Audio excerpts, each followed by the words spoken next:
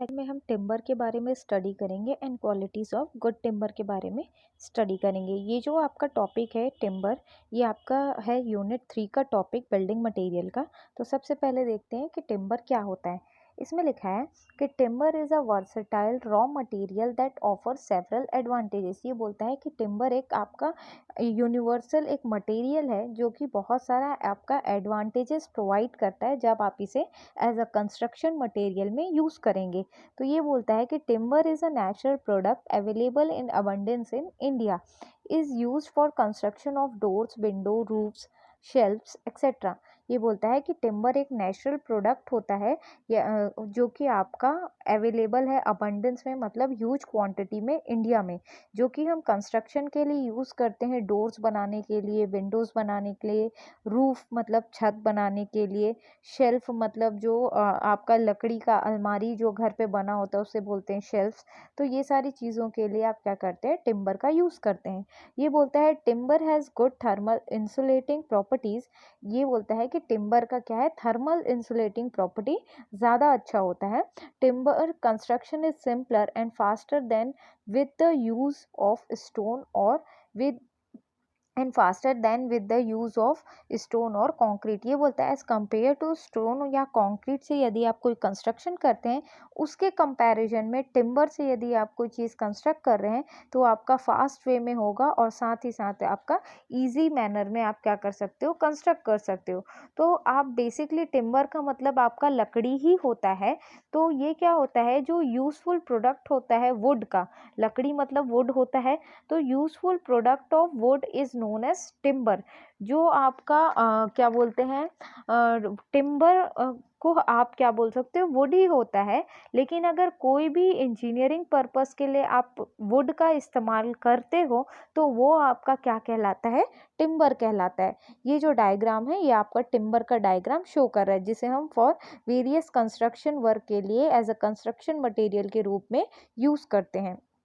आगे बोलता है कि generally the tree from which timber is obtained are classified into 2 groups. ये बोलता है कि जिन पेड़ से हमको जो टिम्बर के रूप में जो लकड़ी प्राप्त होता है या हमको जो लकड़ी मिलता है, ऑब्टेन्ड होता है, ये आपका 2 प्रकार के होते हैं।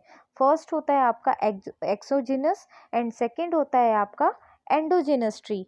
तो सबसे पहले हम देखते हैं कि हमारा एंडोजिनस ट्री हम किसे कहते हैं। ये बोलता है जो आपका एंडोजिनस ट्री है, the trees which grow inwards in longitudinal fibrous mass are called endogenous trees.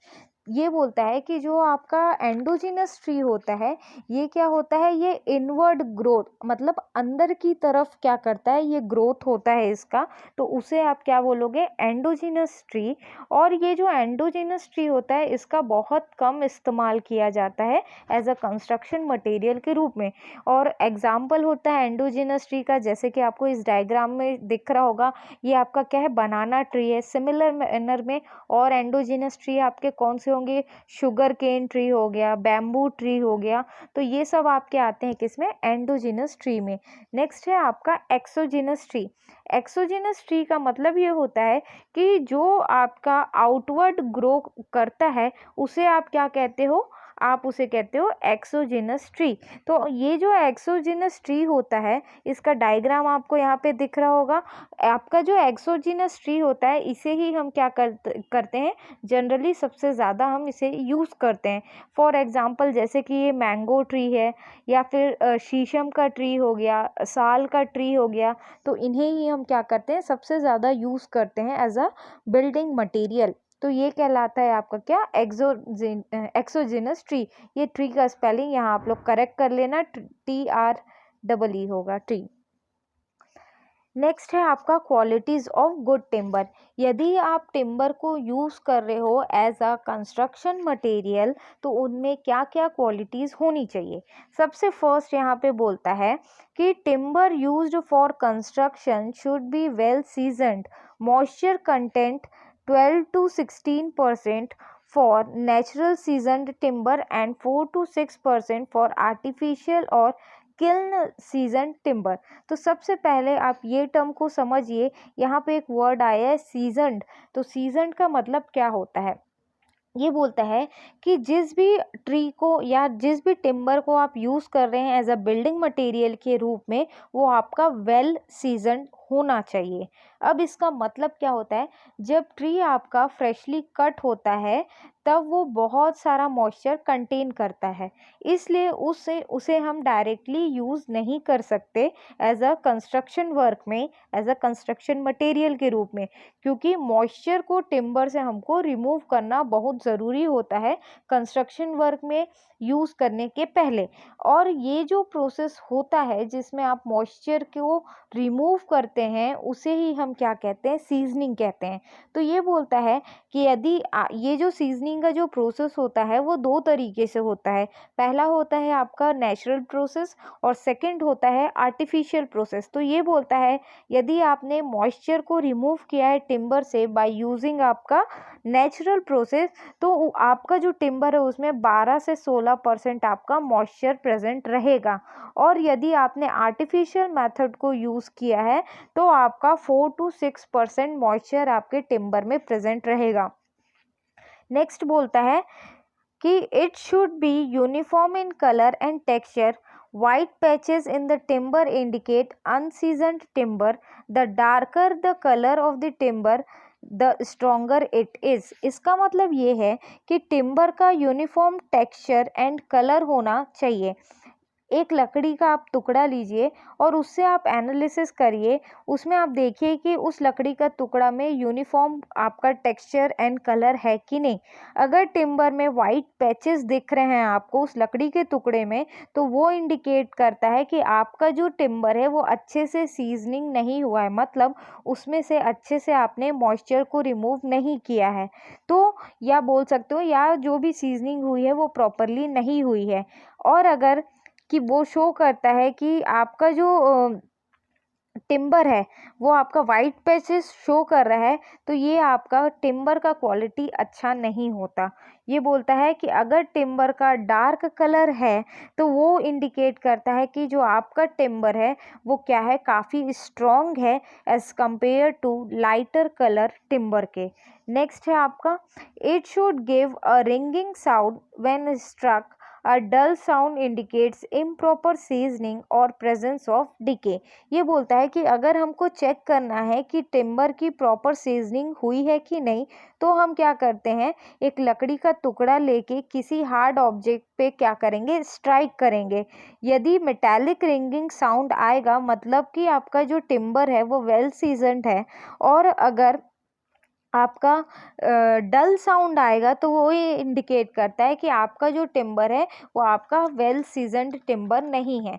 Next आपका पॉइंट है, बोलता है कि it should be free from any decay caused by dry rot fungus and wet rot fungus. ये बोलता है कि timber जो है उनमें फंगस का अटैक नहीं होना चाहिए।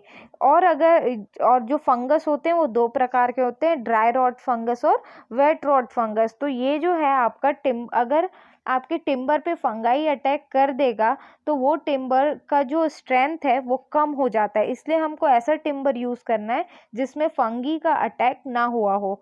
नेक्स्ट है आपका, timber should be free from attack of white ends. ये बोलता है कि टिम्बर पे वाइट जो सफ़ेद चींटियाँ होती है, वाइट एंड्स, अटैक नहीं करने चाहिए। ये रिस्पॉन्सिबल होंगे टिम्बर की स्ट्रेंथ को लूज़ करने के लिए, इसलिए जो टिम्बर वाइट एंड्स से अफेक्टेड होते हैं उन्हें हमें नहीं यूज़ करना चाहिए। नेक्स्ट है आपका, good quality timber should have a straight and closely spaced fibres. ये बोलता है, इस क्लोजली स्पेस्ड फाइबर का मतलब ये है कि जब आप लकड़ी को काटते हो तो लकड़ी के रेशे रहते हैं। तो ये बोलता है कि अगर टिम्बर के जो फाइबर होते हैं, रेशे होते हैं, वो स्ट्रेट होने चाहिए और आपके क्लोजली मतलब आपस में क्लोजली पैक्ड होने चाहिए। ये इंडिकेट करता है कि टिम्बर का जो क्वालिटी है वो आपका अच्छा है कि नहीं। तो यदि क्लोजली पैक रहेगा और आपका जो टिम्बर का जो फाइबर है वो स्ट्रेट रहेगा, वो इंडिकेट कर रहा है कि आपका जो टिम्बर है वो गुड क्वालिटी का है। नेक्स्ट है आपका, it should be free from warping and twisting. Timber में आपका व्रैपिंग और ट्विस्टिंग नहीं होना चाहिए। इसका मतलब व्रैपिंग एंड ट्विस्टिंग का मतलब है उसके एजेस जो है वो शार्प होने चाहिए। आपका मुड़ना नहीं चाहिए। तो ये जो होता है उसे ही आप क्या कहते हो, रैपिंग एंड ट्विस्टिंग। नेक्स्ट है आपका it should be free from dead knots, shakes and cracks. इसका मतलब ये है टिम्बर जिसे हम यूज़ कर रहे हैं आपका कंस्ट्रक्शन के लिए, उसमें आपका जो काम करने में आसानी होनी चाहिए, या आप बोल सकते हो कि dead knots, shakes and cracks का मतलब ये है जो डैमेज्ड आपका जो लकड़ी का टुकड़ा है उन्हें आप क्या करोगे, यूज़ नहीं करोगे, क्योंकि ये जो है आपका इसका जो क्वालिटी है वो आपका अच्छा क्वालिटी नहीं माना जाता। नेक्स्ट है it should be easy to work with meaning it should be easy to saw, plane, cut, make, mortise without damaging the instrument. ये बोलता है कि जिस टिम्बर को आप यूज़ कर रहे हैं कंस्ट्रक्शन के लिए उसमें काम करने में आसानी होनी चाहिए, मतलब जो प्रोसेस होते हैं जैसे कटिंग, सॉइंग, ये सब आपका ईजिली होना चाहिए विदाउट एनी डिफ़िकल्टी। इसका मतलब ये है कि जिन इंस्ट्रूमेंट से आप कटिंग वगैरह कर रहे हैं टूल्स से, वो आपके लकड़ी के कारण डैमेज नहीं होने चाहिए, इसीलिए इसे हम वर्केबिलिटी ऑफ टिम्बर भी कह सकते हैं। नेक्स्ट है आपका it should be strong enough to take both compressive and tensile stresses. ये बोलता है कि आपका जो टिम्बर है वो इतना स्ट्रॉन्ग होना चाहिए कि ये जो है आपका कंप्रेसिव स्ट्रेस और टेंसाइल स्ट्रेस, कंप्रेसिव मतलब होता है कि जब आपका दोनों तरफ से दबाव लगेगा तो उसे आप क्या कहोगे, कंप्रेशन, और जब दोनों तरफ से आप स्ट्रेच करोगे तो उसे आप कहोगे टेंशन। यदि इस टाइप के इस प्रकार का कोई कंस्ट्रक्शन आप लकड़ी का यूज़ करके कर रहे हैं तो वो क्या होना चाहिए, आपका कंप्रेसिव लोड और टेंसाइल लोड दोनों को कैरी करने की उसमें क्षमता होनी चाहिए। और यदि उसमें क्षमता नहीं होगी तो आपका जो लकड़ी है या तो वो क्रैक हो जाएगा या तो वो स्प्लिट हो जाएगा, टूट जाएगा। लास्ट है आपका it should be resilient, meaning it should have the ability to come back to its original shape after deformation.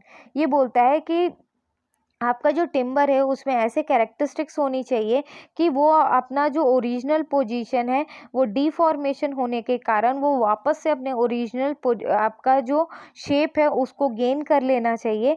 जैसे कि आप जब टिम्बर को यूज़ करते हैं एज अ फ्लोरिंग मटेरियल, या फिर आपका डांस हॉल में जो फ्लोर मटेरियल जो रहता है वो आपका टिम्बर ही रहता है, तो ऐसी जगहों पे यदि आप यूज़ कर रहे हो टिम्बर को तो आपके टिम्बर में ये क्वालिटी प्रेजेंट होनी चाहिए। Thank you.